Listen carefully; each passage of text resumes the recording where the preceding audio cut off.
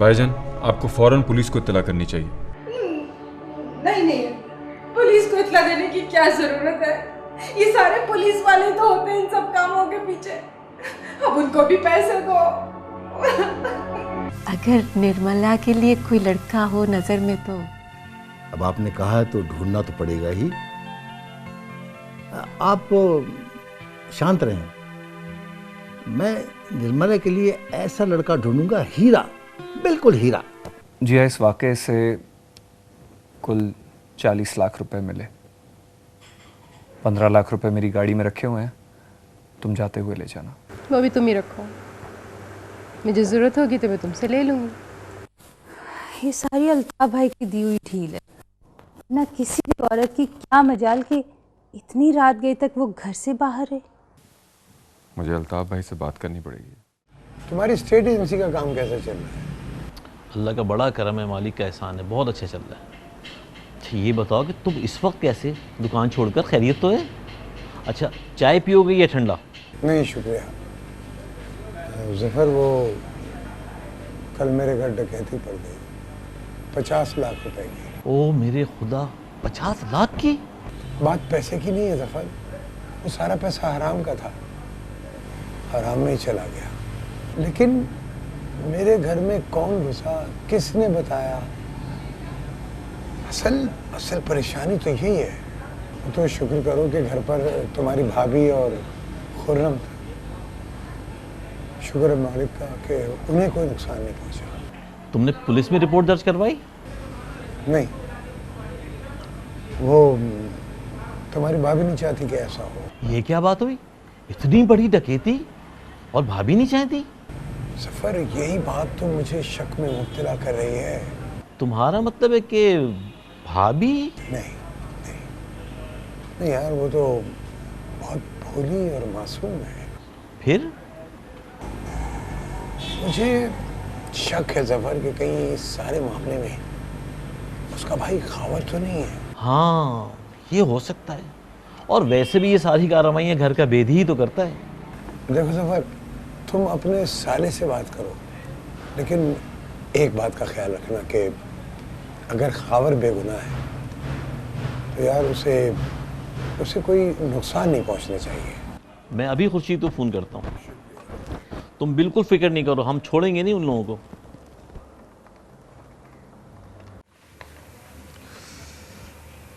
मैंने सारी details check कर ली हैं और मुझे लगता है कि ये सब कुछ ठीक नहीं है। आपका मतलब है कि? मेरा ख्याल है कि मंजूर साहब को खुद दुबई जाना चाहिए। लेकिन उन्हें गुस्सा इतनी जल्दी आ जाता है कि मुझे तो डर लगता है। लेकिन उनको ये सब कुछ बताना भी तो ज़रूरी है। हेलो,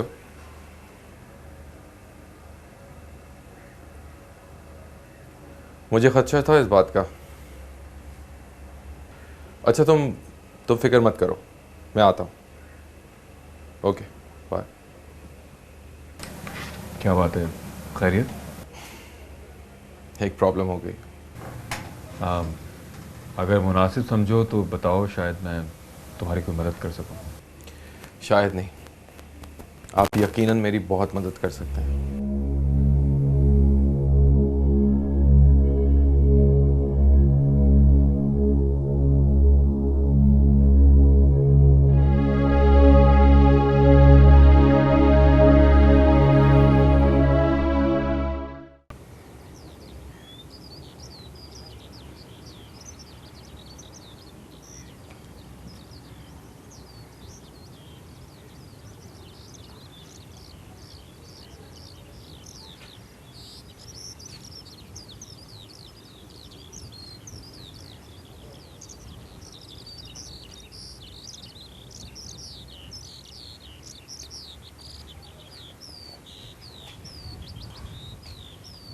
अरमान, मैं भगवान की सौगंध खा के कहती हूँ, अगर तुम मुझे ना मिले ना तो मैं आत्महत्या कर लूँ।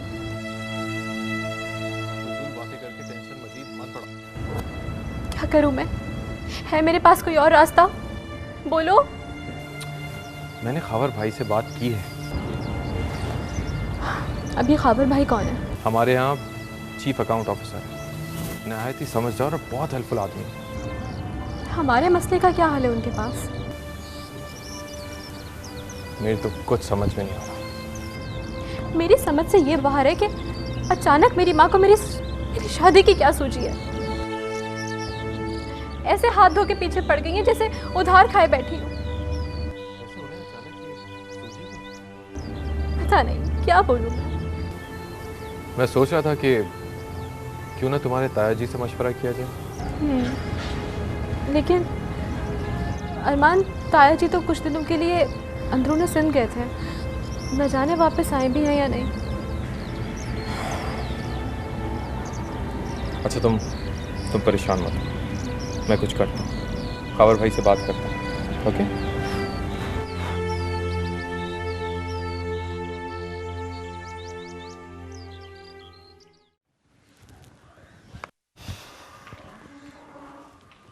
खुर्रम, मैं टीना के घर जा रही हूँ। मेरा टेस्ट है तो मुझे कंबाइंड स्टडी करनी है। तो आप ही मैं क्या घर में अकेला रहूँगा? तो तुम्हें क्या प्रॉब्लम है? मज़े से टीवी देखो। अब भी मुझे डर लगेगा। अब डरने की क्या बात है? डाकू आ गए तो? अरे नहीं आते कोई डाकू वाकू। नहीं, मैं भी तुम्हारे साथ चलूँगा। तुम्हारा दिमाग तो नहीं ख़राब हो गया है? तुम नहीं जाओगे, मैं नहीं लेके जा रही। नहीं, मैं घर में अकेला नहीं रहूँगा, मैं बाहर चला जाऊँगा। मेरा टेस्ट है ना, पढ़ना है ना मुझे। तो घर में पढ़ो ना, मुझे पता है तुम बहाने बनाकर किसी और से मिलने जाती हो। मैं अम्मी को फोन कर दूंगा। थप्पड़ लगा दूंगी मैं तुम्हें। हाँ, हिम्मत है तो लगा कर दिखाओ ना। बताती हूँ तुम्हें, बदतमीज कहीं के, हट जाओ यहाँ से। ना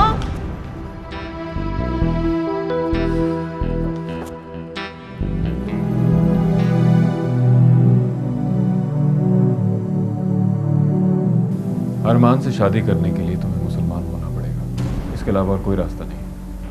ये तो जबरदस्ती है। दीन इस्लाम में कोई जबर नहीं है।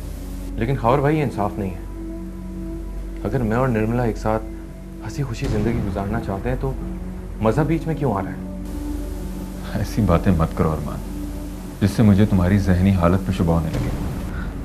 सारी दुनिया में लोग अपनी मर्जी से जिंदगी गुजारते हैं, कोई किसी को नहीं रोकता ना पूछता है। हिंदू क्रिश्चियन से शादी करे या मुसलमान हिंदू से, किसी को कोई परवाह नहीं होती। फिर यहाँ क्यों?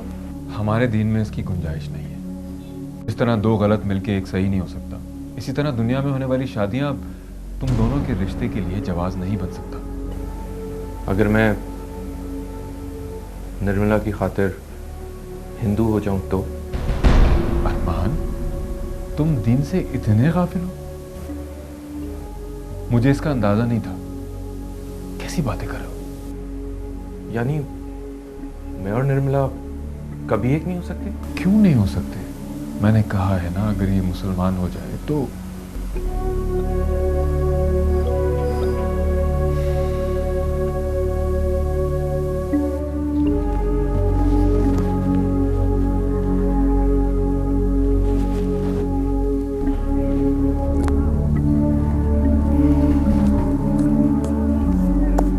बस अब एक ही सूरत है। वो क्या? पहले एक बात बताओ, तुम मुझसे मोहब्बत करते हो? ये क्या सवाल हुआ भला? ऑफ कोर्स मैं तुमसे मोहब्बत करता हूँ। फिर हम दोनों यहाँ से भाग जाते हैं।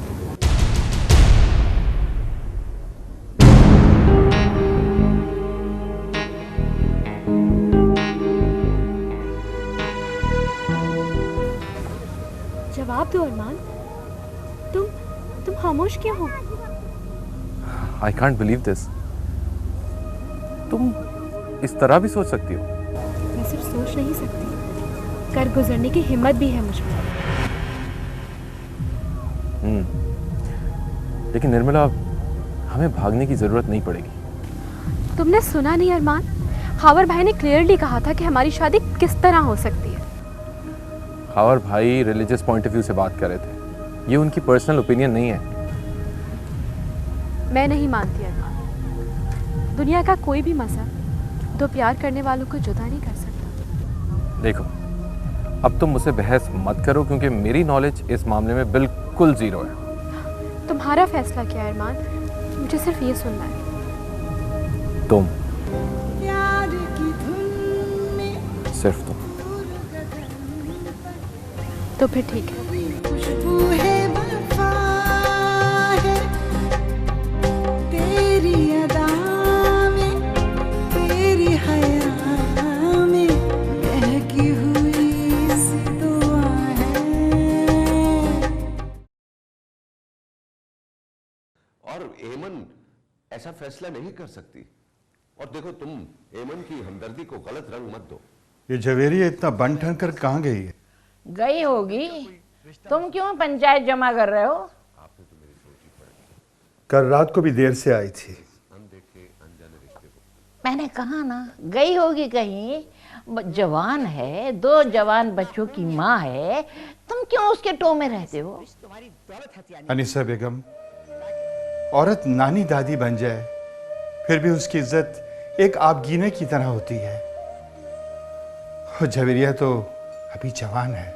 बूढ़े हो गए मगर शक करने की आदत नहीं गई। अरे कभी अपने घर में भी देख लिया करो कि तुम्हारी बहू क्या गुलछड़े उड़ा रही है। खबरदार, खबरदार, अगर एक लफ्ज मुंह से निकाला मैं तुम्हारा मुंह तोड़ दूंगा। अरे मुंह तोड़ दोगे? अरे मेरी हड्डियों में अभी इतना दम है कि मैं तुम्हारे बाजू तोड़ दूंगी। हाँ देखो देखो अनीसा बेगम, उम्र के इस आखिरी हिस्से में मुझे गुनाहगार मत करो। अरे क्या कर लोगे? क्या कर लोगे? करके बताओ, क्या कर लोगे? मैं अपने इन दोनों हाथों से तुम्हारा गला घोट दूंगा। हाय हाय हाय हाय हाय हाय हाय। ताकि उसका मुस्तकबिल महफूज रह सके। पीटर, तुम मुझे प्लीज शॉपिंग कह रही हूँ कि मुझे समझ नहीं आ रहा। I am really sorry. No it's okay. आप ठीक हैं? जी जी, आप ठीक हैं? या थैंक यू। ओके।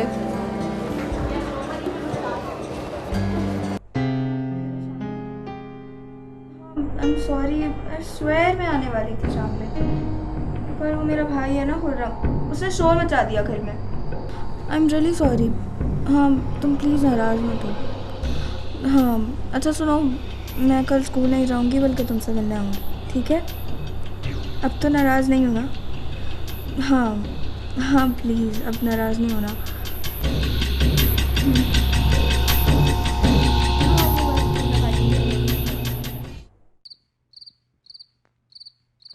सीधी सीधी बात है, ये मकान सतीश वर्मा का है और सतीश वर्मा का बड़ा भाई होने के नाते इस मकान पर पूरा पूरा अधिकार मेरा है बच्चों।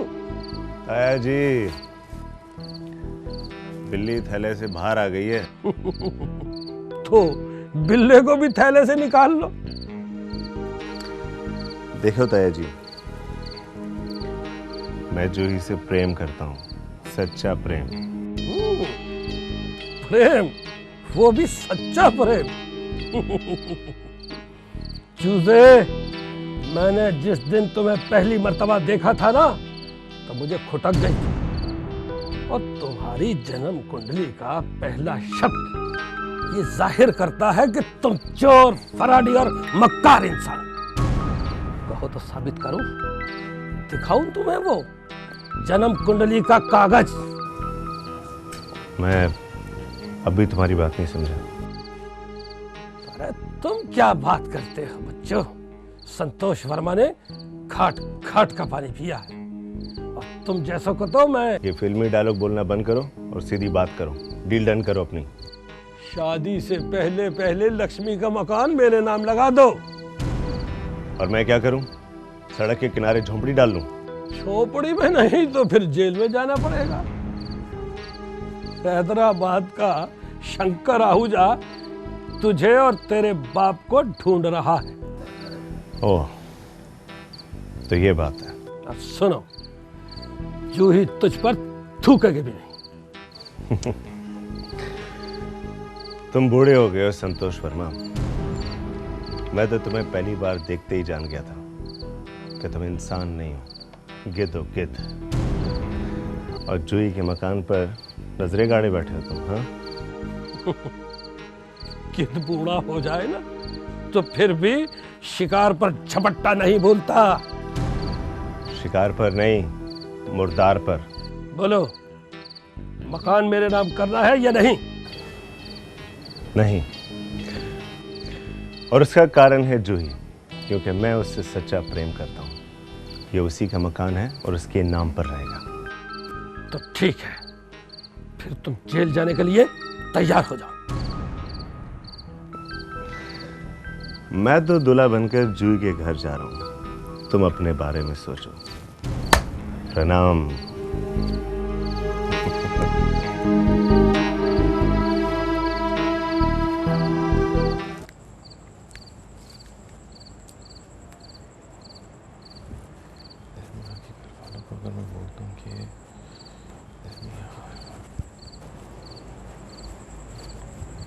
पापा आप अब तक सोए नहीं? भाई इस उम्र में नींद कहाँ आती है, लेकिन तुम क्यों जाग रहे हो अभी तक? पापा नींद तो इस उम्र में भी कम ही आती है। Well said, well said. शहरमान, मेरा ख्याल है नेक्स्ट वीक मुझे दुबई जाना पड़ेगा। खावर ने तो बताया होगा तुम्हें। जी हाँ, उनका ख्याल है काफ़ी गड़बड़ है। क्या बताऊँ तुम्हें, मुझे ऐसा लगता है बेटा जैसे मुदस्सिर हमें बर्बाद करने पे तुला है। पापा भाई ये सब कुछ क्यों कर रहे हैं? Very sad. वो जलता है तुमसे, चाहता है कि तुम्हें इस कारोबार से एक पैसा ना मिले। बेवकूफ़, सब कुछ अपने नाम करवाना चाहता है। तो सब कुछ कर देना उनके नाम। मुझे वैसे भी कुछ नहीं चाहिए पापा, और जो कुछ है वो भाई का ही तो है। कैसी बात कर रहे हो तुम? अच्छा हाँ, मैं भी क्या बातें लेकर बैठ गया। मैं तो वापस इसलिए आया था कि तुमसे ये पूछ सकूं कि अनम के बारे में तुम्हारा क्या ख्याल है? अनम? हाँ, मैं सोच रहा था कि तुम्हारी और अनम के रिश्ते की बात पक्की कर दूं।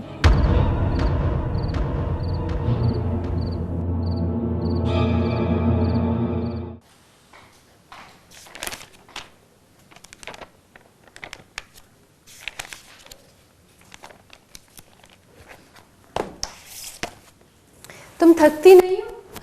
हाँ आप आइए ना। थकती नहीं हो? काम ही कितना होता है। नहीं, फिर भी मेरा मतलब है सारे स्कूल जाना, घर का करना, बच्चों को संभालना काफ़ी हो जाता होगा।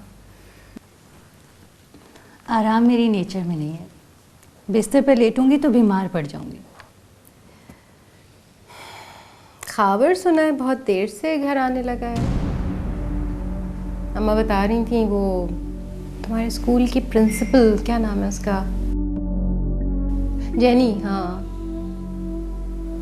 उसकी तरफ भी जाने लगा है। हाँ, वो आपा एक दफ़ा ही गए। वो एक्चुअली जेनी का कोई प्रॉब्लम था तो इसलिए। ख्याल रखना, ये आजकल की लड़कियां जो है ना वो मिसाल नहीं है, अरब के ऊंट की तरह होती हैं। आहिस्ता आहिस्ता गले पड़ जाती हैं। आप क्या कहना चाह रही हैं, मैं समझी नहीं। यही कि किसी मर्द का कभी एतबार मत करना।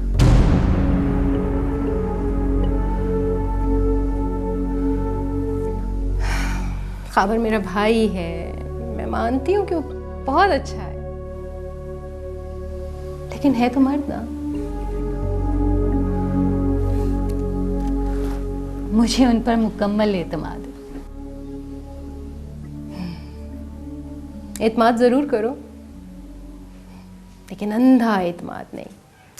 ख़ास तौर पर उस सूरत में जब अम्मा को पोते की शदीद ख्वाहिश भी है।